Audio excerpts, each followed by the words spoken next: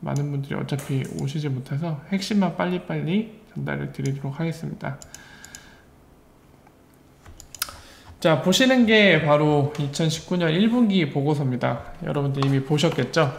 그래서 내용 같이 살펴볼 거고요. 그 안에 중요한 내용들이 뭐가 있는지 같이 보도록 하실게요.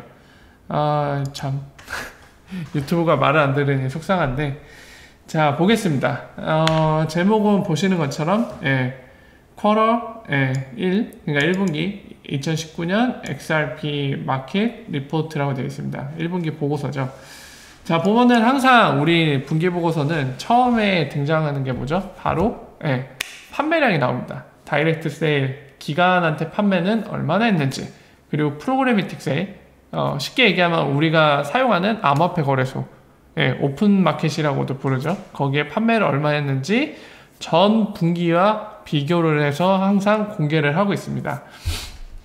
자, 요약 내용을 보면은 1분기 판매는 전체 글로벌 XRP 볼륨 1분기 동안 그거의 0.32% 정도 된다. 그러니까 전체 볼륨에 우리가 판매한 그 볼륨이 0.32% 된다는 얘기죠. 어서오세요. 반갑습니다. 오늘 이게 예기치 않게 되게 번거로워지네요. 지금 이렇게 스트리밍 되고 있는데도 불구하고 유튜브가 마탱이가 가서 또 노출이 안 되고 있습니다. 제 채널 정지 먹은 건가? 왜 이게 노출이 안 될까요?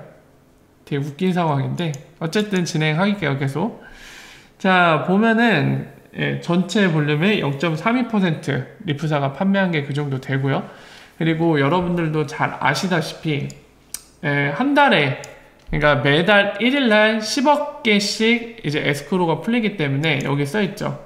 한 분기가 3달이잖아요. 그러니까 이제 3빌리언 30억 개가 릴리즈 아웃 됐는데 이 중에 2.3빌리언, 그러니까 23억 개는 다시 에스크로로 돌아갔다, 그 얘기입니다. 그 얘기는 그만큼의 차익, 그러니까 이제 남은 개수, 그러니까 7억 개는 판매로 썼다는 얘기가 됩니다. 그죠?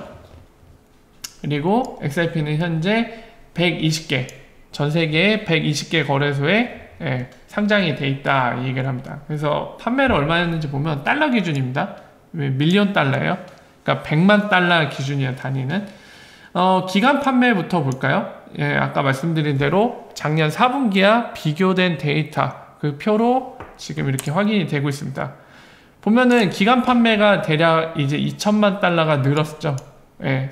올라갔습니다. 2천만 달러. 마찬가지로 프로그래미틱 세일도 2천만 달러 늘어났어요. 그래서 토탈도 당연히 한 4천만 늘었겠죠. 그렇게 적혀있죠. 그리고 4분기 때의 글로벌 XRP 볼륨이랑 올해 1분기 때랑 거의 동일해요. 조금 줄긴 했는데 그래도 이 정도는 큰 차이는 없는 거죠. 그래서 아까 얘기한 대로 전체 볼륨의 0.32%를 판매했다고 기재하고 있습니다. 그러면서 좀 여기에 좀 부가적으로 설명을 해놨는데요. XRP 세일에 대해 이제 언급을 하고 있죠. 정리하는 의미죠. 지금 보면은 기간 판매, 기간 다이렉트 판매로 어서오세요. 반갑습니다. 지금 6,100만 개 정도, 6,200만 개 정도 팔았고, 프로그래미틱 세일로 오픈마켓, 우리가 쓰는 암호화폐 거래소, 거기에 1억 개, 그죠? 1억 개 정도 판매했다고 해서 총 개수는, 개수래. 이제 판매한 달러로 계산했을 때 양은 이제 1억 7천만 달러 정도 된다고 얘기하고 있습니다. 우리나라 돈으로 한 2천억 정도 되죠. 2천억 정도 되죠. 그리고 이 에스크로 부분까지도 말씀을 드리고 그 다음에 얘기를 할게요. 아니죠. 스프링까지 얘기하고 나서 정리를 하는 게 좋겠네요. 자, 에스크로는 아까 요약본에 적혀 있는 것처럼 한 달에 10억 개씩 풀리니까 한 분기에는 몇 달이라고요? 3달. 그러니까 30억 개가 풀렸는데 그 중에 23억 개는 다시 에스크로로 돌아가고 7억 개를 사용했다고 되어 있습니다. 여기 써있죠. The remaining, 이게 밀리언 단위니까 7억 개 XRP는 돌아가지 않고, 에스크로로 돌아가지 않고 여러 군데 쓰였다고, XRP 생태계를 조성하는데 여러 군데 쓰였다고 되어 있죠. 자, 그 중에 하나가 바로 여기 보시는 스프링입니다. 스프링. 바로 이제 XRP 이코시스템 생태계를 구축하기에, 지원하기에 리프사가 별도로 만든 프로젝트죠. 자, 여기에서 1분기 동안에 스프링이 어느 곳에 투자했는지 나옵니다. 그래서 투자한 곳은 XIP를 사용하고 유틸라이징 그리고 빌딩, 그걸 관련된 빌딩 프로젝트, 뭔가를 만드는 거, 그리고 RP 이런 거 관련된 회사에 투자를 했다고 되어 있습니다. 그래서 첫 번째 거는 XIP 레저 랩스인데, 여기는 여러분들도 잘 알고 계시는 팁복 개발자 윈드씨가 있는, 그리고 나머지 두 명의 개발자 함께 하고 있죠. 예, 거기고요. 그리고 카바레스는 여러분들 알고 계시죠? 그 ILP 서밋 때 이더리움과 XRP 그 스왑하는 거 ILP로 구현을 했었죠. 그리고 포르테는 여러분들도 아시다시피 블록체인 기술을 기존 게임이나 그리고 새로 출시될 게임에 통합하기 위한 프로젝트 그 회사고요. 그리고 볼트랩스는 최근에 이제 제가 설명드렸던 것 중에 하나인데, 그 페이먼트 쪽에도 약간 익명성이 필요한 부분이 있다고 합니다. 예. 지금 보시는 볼트랩스가 영지식 증명을 활용해서 그런 익명성 페이먼트를 할 수 있는 프로젝트, 이거를 진행하고 있는 곳이거든요. 그래서 이렇게 총 4개의 XRP 이코시스템을 성장시킬 수 있는 그것과 관련된 회사들을 투자를 해서 지원했다고 하는 거죠. 그러니까 이 흐름을 보시면은 결국에 지금 한 대략 2천억 정도 되는, 2천억 원이에요. 달러 기준이 아니라 원화 기준으로 봤을 때 한 2천억 원 정도 되는데, 그거를 XIP 판매로 이제 기간 판매야 그리고 프로그래미틱 세일, 오픈마켓에 판매를 해서 그 수익을 올렸고, 그거를 지금 보시는 것처럼 이코시스템 성장시키는데 썼다는 거고요. 그리고 그 내용 중에 일부는 지금 보시는 것처럼 스프링이 이런 4개의 회사들, 4개의 단체들에 투자를 했다고 얘기를 하고 있는 겁니다. 기간 판매가 늘었어요. 그리고 프로그래미틱도 늘렸죠. 아마도 쓸 돈이 많았던 모양이에요. 전분기에 비해서 여기저기 더 투자를 하고 싶어서 많이 판 모양인데, 어쨌든 프로그래미틱 세일만 늘어나는 거는 정말 안 좋은 현상이거든요. 왜냐면 이게 오픈마켓에 파는 거고, 이거는 분명히 가격 하락 압박을 줄 수밖에 없습니다. 많이 팔릴수록. 매도가 이루어지는 거니까요. 근데 다행히도 기간 판매 역시 늘어났어요. 그러니까 만약에 기간 판매가 주는 가운데 오히려 프로그래미틱 세일만 늘어나면 XRP가 기관들한테 매력이 없다는 얘기가 됩니다. 근데 기간 판매도 많이 늘었죠. 이런 걸 볼 때 방금 설명드린 부분은 굉장히 긍정적이지 않나 싶습니다. 그렇게 정리할 수 있을 것 같고요. 역시나 분기보고서 이제 이틀 전쯤에 제가 관련해서 이제 그동안에 보여온 패턴이 있기 때문에 그 패턴을 정리하면서 이것저것 말씀드렸는데, 역시나 똑같은 패턴입니다. XRP 코멘터리 해갖고 역시나 가격 변동성과 볼륨과 코렐레이션, 상관관계에 대해서 언급을 하고 있죠. 자, 보면은 XRP 변동성은 2.9%였다고 합니다. 그래서 여기 적힌 거는 2013년 4분기 이후에 가장 낮은 변동성 지수를 보였다고 하네요. 볼라틸리티. 그러니까 두 번째로 여기도 써있죠. 세컨드. 그러니까 2013년 4분기가 가장 낮은 변동성이었고, 그 이후에 올해 1분기가 가장 낮은 변동성을 보여줬다고 얘기를 하고 있습니다. XRP 가격이 하락한 반면에 1일 데일리 볼륨, 그러니까 XRP 1일 볼륨은 100만 1000만억, 거의 6억 달러에 육박을 했죠. 6억 달러 정도로 2018년 4분기와 비슷하다고 하네요. 게다가 XRP와 다른 탑 디지털 에셋, 뭐 비트코인이나 이더리움 얘기하는 것 같은데요. 상관관계는 굉장히 높았다고 하네요. 4분기 내내. 아니 4분기 내내, 1분기 내내. 더 쿼러라고 써있는 거 1분기를 얘기하는 거죠. 자, 그리고 보면은 새로운 암호화폐 19개 상장이 돼서 총 120개 정도 된다고 합니다. 전 세계적으로요. 그 얘기를 했고, 근데 리플랜 얘기가 나오네요. 1월 달에 우리가 고객이 200개 육박했을 때 그때 당시에 이제 공개한 것들 있죠. 새로운 고객과 엑스라피드를 쓸 걸로 예정되어 있는 고객들을 공개했는데 여기에 나와있죠. 지금 보시는 거. 예. BFC, 바레인, 커넥트페이, GMT, 월드컵 파이낸스, 예. 올림피아, 트러스트 컴퍼니, 예. 기타 등등 나와 있습니다. 이 여러 개의 새로운 13개의 이제 고객이 생겼고, 이 중에서 JNFX, 샌드프렌드, 텐스페이고, FT, CS, 유로 액션뱅크는 엑스라피드를 쓸 거라고 얘기를 했다. 그걸 정리해서 얘기해주고 있는 거죠. 이제 마켓에 대한 이제 코멘터리, 논평인데요. 보면 이제 크립토 윈터 또 얘기를 하네요. 암호화폐 겨울 이거를 얘기하는데 베어마켓 이후에 1년 동안, 그러니까 지난해를 얘기하는 것 같네요. 크립토 윈터라고 불렀다. 지난 한 해 동안. 이 기간, 크립토 윈터 동안에는 명확한 유스케이스가 없는 그런 회사나 유틸리티가 없는 회사는 비즈니스를 바꾸거나 또는 변경하거나 포기해야 됐다. 뭐 이런 얘기를 하고 있네요. 스캔들을 정리했다는 얘기를 하는 것 같고요. 오버롤, 그러니까 전반적으로 긍정적이라고 얘기하는데 산업에서 레지밋, 그러니까 합법적인 비즈니스는 게인, 트랙션, 그러니까 사기 뭐 이런 것들을 얻었고, 그리고 아니 사기가 아니죠. 트랙션은 견인력이죠.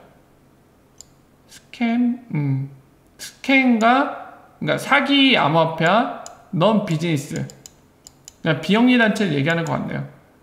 반면에 그러니까 기업 형태의 합법적인 기업 형태의 이제 비즈니스들은 뭔가 더 나아갈 수 있는 추진력, 견인력을 얻은 반면에 이제 스캠이나 그리고 비영리 단체는 추락을 했다는 거죠. 굉장히 긍정적인 거라고 하는 이 산업에 그렇게 논평을 했습니다.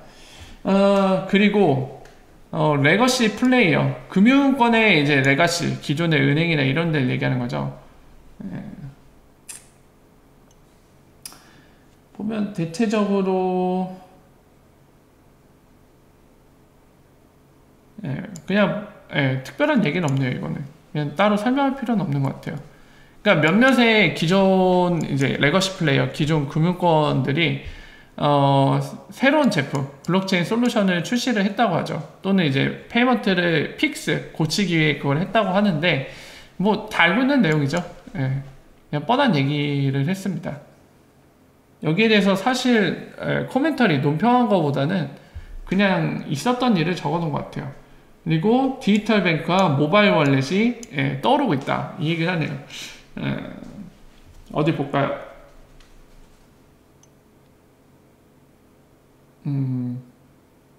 디지털뱅크 출연에 대해 얘기하는데, 디지털뱅크는 여러분들 카카오뱅크 생각하시면 됩니다. 그러니까 기존의 전통적인 은행, 뭐 하나은행, 우리은행, 신한은행 이런 은행들처럼 뭔가 사업소나 이런 게 있는 게 아니라 그런 거 없이 진짜 인터넷 뱅킹이라고 부르는, 인터넷 은행이라고 부르는 그 카카오뱅크가 바로 디지털뱅크에 속하는 거거든요. 그런 걸 떠올리시면 이해하기 쉽고, 그런 것들이 이제 등장했고, 그리고 모바일 월렛, 그러니까 전자지갑, 스마트폰 지갑인데 그 우리가 알고 있는 그냥 일반적인 전자지갑 말고요. 예를 들면은 코인스PH 이런 데서 만드는 디지털 월렛이라고 부르는 그런 걸 의미하는 것 같습니다. 그래서 이런 것들이 떠오르고 있고, 이런 것들로 인해서 지금 결론 내고 있는 거는 좀 더 이제 많은 잠재 고객들에게 접근성이 향상돼서 디지털 에셋 채택이나 그리고 유동성, 신용 이런 것들이 촉진될 거다. 이 얘기를 하고 있네요. 그래서 정리를 하면 디지털 뱅크 그리고 디지털 월렛이 이렇게 점점 보급되는 게 이런 디지털 에셋이 어덥션 적용되는데 그 흐름을 촉진시켜 줄 거다. 이 얘기를 하고 있네요. 그리고 마지막으로 하이라이트 얘기를 하는 것 같습니다.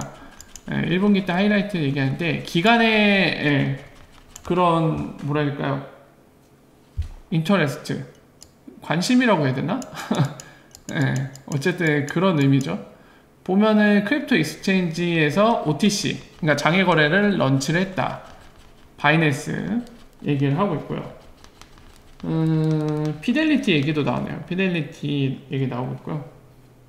그리고 도이치, 이거 도이치 이제 독일에 있는 모 같은데, 예. 이거 유렉스라고 읽어야 되나요? 어쨌든 지금 보시는 이런 것들도 예, OTC 뭐 이런 것들 파생 상품 만들고 있다. 뭐 이런 얘기를 하고 있네요. 그리고 레귤러토리 액티비티 예, 활동에 대해서 얘기를 하는데요. 국제적으로는 바셀 커밋이 나왔네요. 예, BIS 쪽 얘기하는 거겠죠. 그래서 예, 가이드가 나왔다고 하는데 이 가이드는 참고로 그 BIS는 제가 설명을 한번 드린 적이 있습니다. 그때를 이제 떠올리시라고 간단히 설명드리면 BIS는 중앙은행이라고 보시면 됩니다. 중앙은행들의 중앙은행 그렇게 보시면 되고요. 거기에서 이제 가이드를 만들었다고 하는데 이 가이드는 진짜 신중하게 적혀 있어요. 그러니까 암호화폐, 크립토 커런시는 정부가 발행하는 게 아니라 법에 이제 종속받지도 않아서 예, 좋다라고 하는 게 아니라 위험하다. 약간 리스크가 큰 클래스의 자산이다. 그래서 신중히 접근해야 된다. 이런 관점으로 접근을 하고 있습니다. 그 얘기를 하고 있는 거고요, 지금. 그리고 멕시코의 중앙은행은 새로운 룰을 얘기했다고 하네요. 예. 그리고 유럽. 네, 유럽 쪽 얘기가 나오는데 유럽 금융기관이랑 이제 증권시장 당국 얘기겠죠. 마켓 어서리티라고 했으니까 데이터의 프레임워크를 제안하고 이거 균일하게 채택될 수 있도록 주문을 했다라고 돼 있는데 아마 얼마 전에 그 뭐죠? 프랑스 쪽의 기사에서 이게 나왔던 것 같은데 그거 관련된 거 얘기하고 있는 것 같아요. 그리고 에이펙 이제 아시아 쪽으로 넘어왔네요. 예. 아시아 쪽은 태국 얘기가 나오네요. 예, 타이 파이낸스 미니스트리 태국의 금융재무부 이렇게 읽어야 되나? 그냥 재무부라고 읽어야겠네요. 라이센스 관련된 거 얘기를 하고 있죠. 라이센스 부여했다고. 그리고 증권회사 태국의 증권 스탁 익스체인지는 예, 거래허가를 신청했다고 하네요. 증권 거래소에서 이제 이 디지털 애세트 태국에선 합법적인 게 비트코인, 이더리움, 라이트코인, XRP 이 4개로 알고 있거든요. 걔네들을 증권거래소에서 이제 거래를 하려고 그거를 신청을 했다고 하네요. 왜 증권거래소에서 하지? 어쨌든 그리고 말레이시아 증권위원회 얘기가 나오네요. Securities Commission이라고 되어 있으니까 규제 프레임워크를 발행할 걸로 기대된다고 합니다. 뭐 지금 나오는 에이펙의 태국이나 말레이시아는 좀 진취적인 걸로 보이네요. 자 그리고 미드리스트 중동이 보입니다. 중동이 아프리카 보이는데요. 이거를 우리는 메나라고도 부르죠. 물론 메나가 중동과 아프리카 다 포함하진 않는데 북아프리카 중동을 포함해서 메나라고 부르는데 어쨌든 이 지역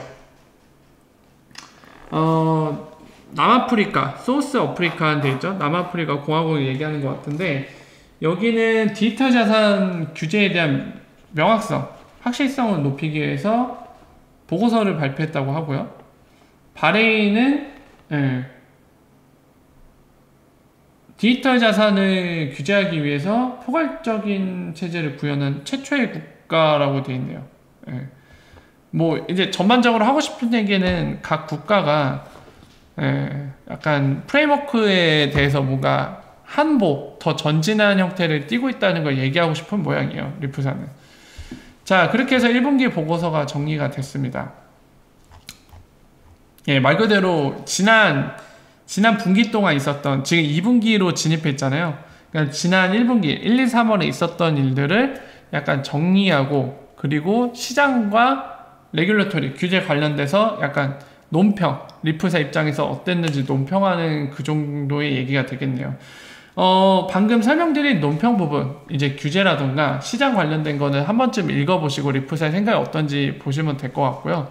그리고 XRP 판매량은 지난 분기에 비해 늘었는데 아마도 지금 보고서의 내용을 미루어 볼 때 약간 투자를 공격적으로 많이 하는 바람에 더 많이 판매를 한 것 같아요. 근데 판매 안에 디테일한 내용이 중요하겠죠. 중요한데 아까 말씀드린 것처럼 프로그래매틱 세일만 늘어나고 기간 판매는 줄어든다. 그럼 약간 염려할 만한데 다행히도 기간 판매도 늘었습니다. 예. 이거는 굉장히 긍정적으로 보이죠.